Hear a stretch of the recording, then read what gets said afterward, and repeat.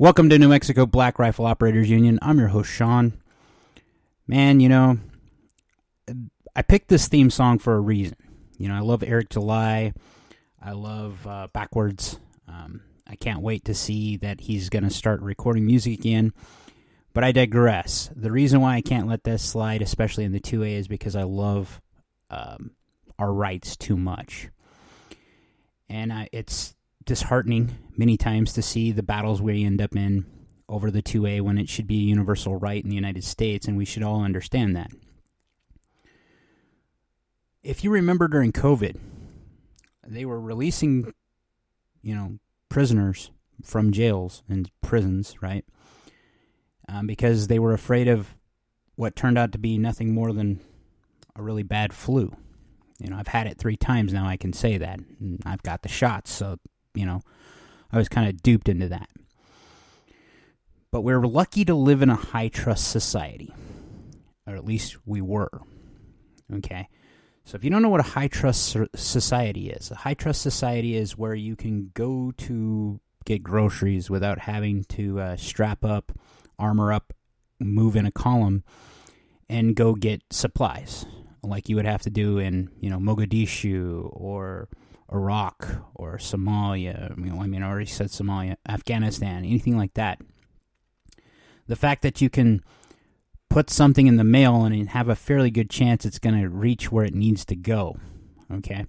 That's a high-trust society. The fact that you have lights and water, you have power and water, that is, that's a high-trust society. Because where you can count on these things to be done because society is there. You can count on your garbage being picked up. Enter Pittsburgh. So why I was bringing up this stuff about COVID is Pittsburgh police will no longer be responding to calls that are not in progress. Emergencies amid resource crunches. So the fallout from the Black Lives Matter, the summer of love, has been a consistent push from the left to defund police. And I'm kind of all for it in these large cities like Pittsburgh, and here's why. You get what you get. FAFO. If you don't know what that is, look it up. I'm not going to say it because I'm trying to be better about not cursing as much. But Pittsburgh is about to FAFO. What this means, this headline means, and this is from the Post Millennial, and it's made the rounds a couple different places. I saw it on Twitter. It shocked me when I saw it because the city of Pittsburgh is huge. It's something like 52 square miles or 48 square miles or something like it. It's massive with a huge population. And to have them have such a strain with law enforcement because, you demonize law enforcement in these large cities long enough, what happens? They retire. When they retire, you can't find cops that want to do the job. So you have a shortfall. Pittsburgh's answer, that is to reduce service calls. And what they're going to do is put a blue box out in the middle of, not in the middle, but out in front of police stations, because the police stations aren't even going to be staffed at certain times, and it looks like it's going to be during, from 3 a.m. till 7 a.m., because that's when, they've advertised this. Now, from the 2A's perspective, I say this often on my podcast, and, thank you for all you that are continual listeners. Stay strapped or get clapped. Well, here's a prime example of what's going on, where you are your first responder. I've said that multiple times, and this quite literally is going down in one of the bluest cities in Pennsylvania, or the bluest city in Pennsylvania. I think the only thing that would have been more blue would be Philadelphia. Now, what are the repercussions for this? First off, I want to explore what would happen. You think about what they've done. Pittsburgh police have just advertised to any bad guy that they're not going to respond to calls from these hours in the morning from this time to this time. If I was a criminal, because I'm, smart enough, I guess that's because I've been accused of being semi-intelligent or intelligent on different levels. I would conduct my business, if it was crime, during those hours if I knew that the threat wasn't there. the threat of law enforcement coming to arrest me because I'm breaking the law. The fact of the matter is that I'm already afraid of the cops because, well, I don't want to go to jail because I'm not a piece of crap, that I respect the law of the land. I respect what that's how I was raised. Most of us were raised that way. That's why we're kind of fans of our rights, right? But because of policies that have been pushed down and because of people not wanting to do the job, this is happening in a huge city. It happened during COVID, and it kind of didn't really matter that much. We've seen a crime spike because of it, but we haven't seen what they're about to see.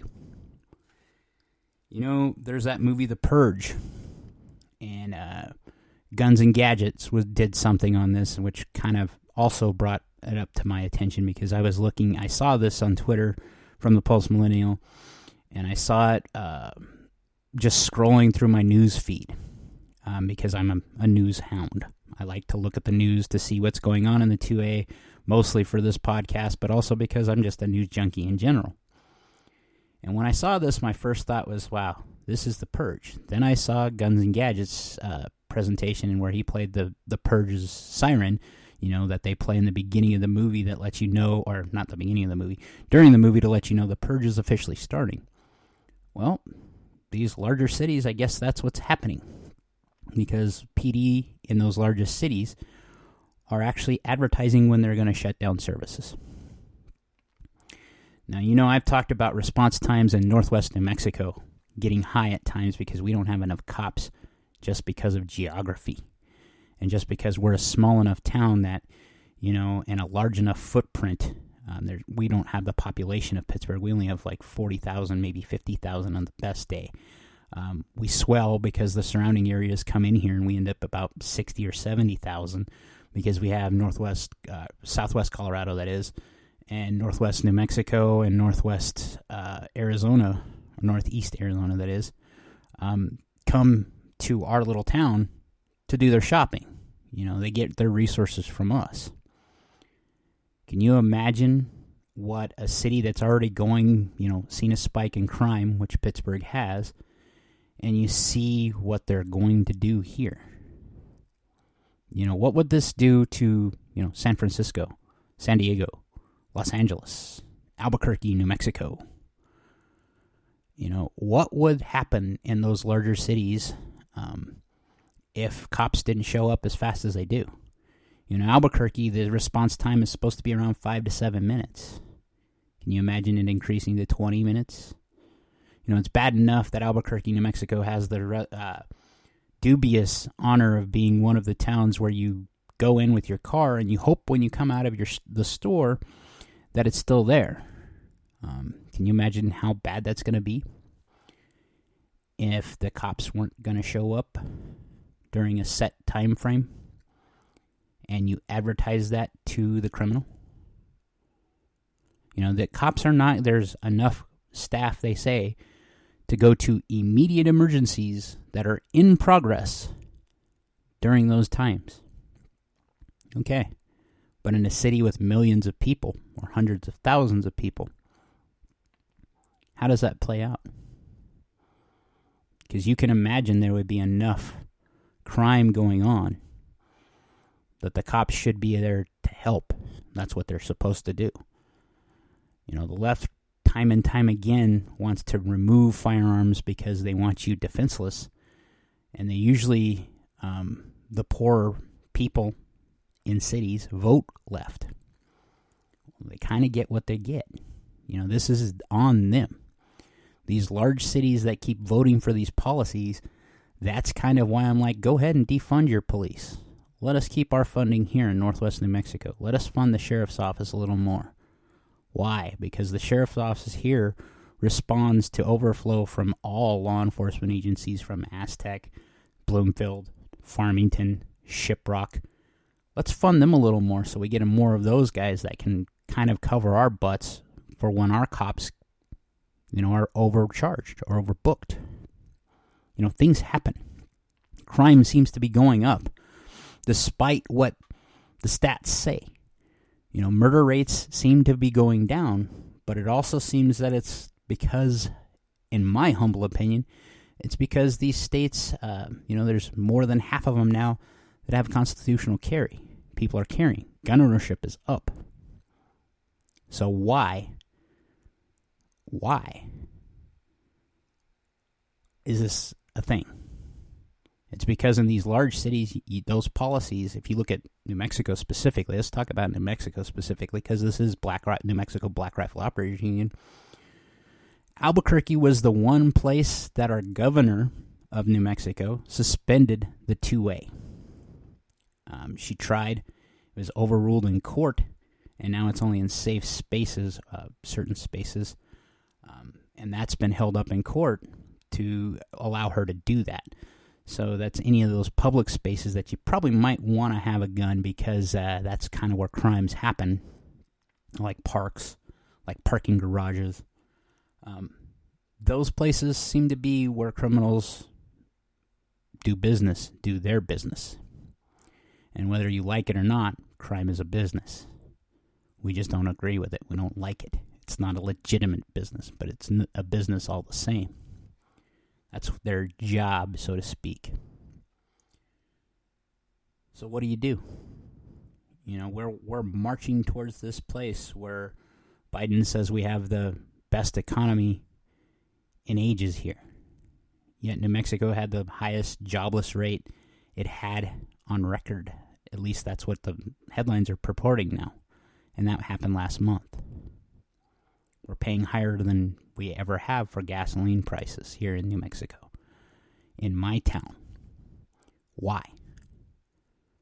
The more there's a disparity, economic disparity, you're going to see more people doing bad things just to get by. And, then you see headlines coming out of Haiti, where there's a guy who's been in power for 2 years now, known as Barbecue, because he's a cannibal. And he's a cannibal because he does it to scare people, not because he's trying to do it for sustenance. These are places that were once called S-holes by our former president. At least that's what the media would have you believe, but that's not what actually happened. What he actually said was, these guys are kind of S-holes. They need to fix some stuff. Ecuador was in that same breath. Ecuador adopts a policy where they start arresting people and putting them behind bars if they're in gangs, if they're known for doing these criminal acts. And now they're one of the safest places in Latin America. Where's ours? Decline is a choice for society. And if we keep electing idiots to represent us, because blue no matter who, red no matter who, it doesn't matter, that mentality is what you need to break. And you need to look at the good of the country. If we keep following these policies, you're going to see decline by choice. And that high-trust society that we live in now is going to go away. And anyone who's a student of modern combat, asymmetric warfare, this to me looks like it's an attack, like it's done on purpose. Whether it's from a foreign power or it's the powers that be here, or just sheer ineptitude, it's an intentional decline. And if you've lived in the country as long as I have, because I'm an American citizen, I was born and raised here, so it's 46 years that I've been an American citizen, I can remember good times, and I can remember bad times in our country.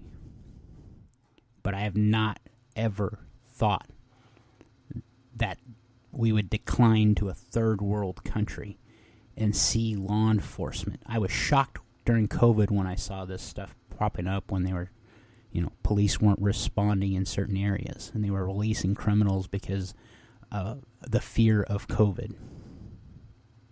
And then them stopping you from buying guns and supplies because the fear of COVID. And everyone backed down and everyone accepted this because we're afraid of a virus. This wasn't airborne Ebola. And pretty early on, we all if you were paying attention, you understood what was going on. Some 3 years after the fact, some of us lived under that until a year ago, where they very rarely, or finally pulled those restrictions off because we got tired of it. The American people did.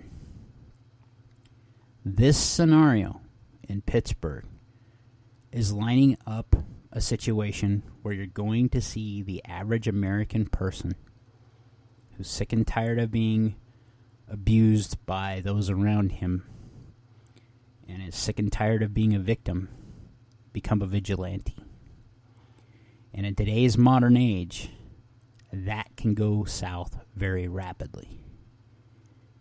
Imagine someone pulling out a pistol, not having trained, not having the skill set, and just squeezing rounds until the gun is empty. How many people can be hurt by that? It's not the gun's fault. It's the person behind it. And if you put someone that's untrained, unskilled, which it is their right to carry a gun, it is not their right to be untrained. And what I mean by that is that if it should be a responsibility that you take upon yourself, that if you're going to carry responsibly.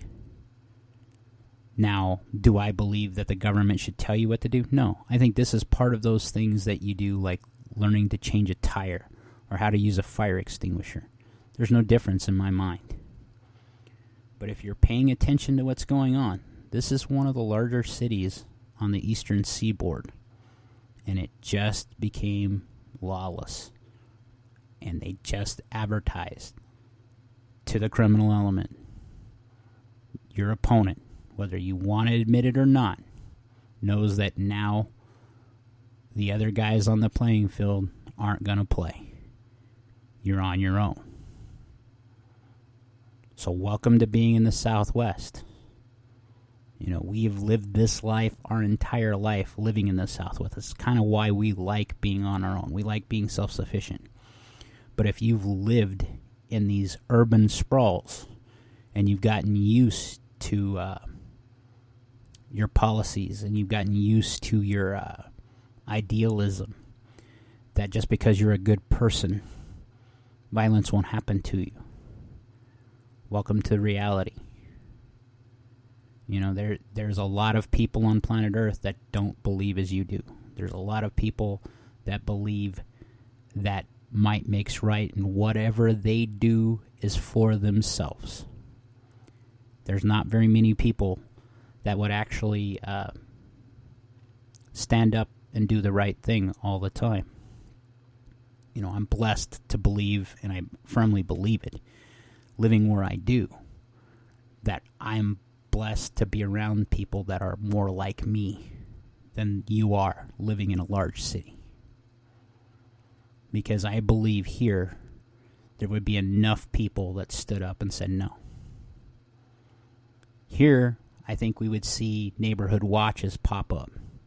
You would see more armed citizens that were part of those neighborhood watches, because where we wouldn't have the training necessary that law enforcement does. It would be a large deterrent, because if you see a group of people riding around armed and you know they're armed, you're less likely to do something. Do you go kick a special operator in the teeth? No, because you know what the repercussions are if you do that. They're going to own you. That's the same thing with law enforcement, or at least it was. That you don't go up and kick a cop, or push him or shove him, pull a gun on him, her, whatever, because you knew you would be dealt with. Pittsburgh can't do that anymore. How much farther or how much longer is it that other cities fall into the same trap? So I ask you, do you like living in a high trust society? Because if you don't, you can get a ticket to go into any one of these third world countries at any time. But I'll be damned if I'm going to let my high trust society decay to this level, at least where I can influence it. Like, share, subscribe. Most importantly, be great.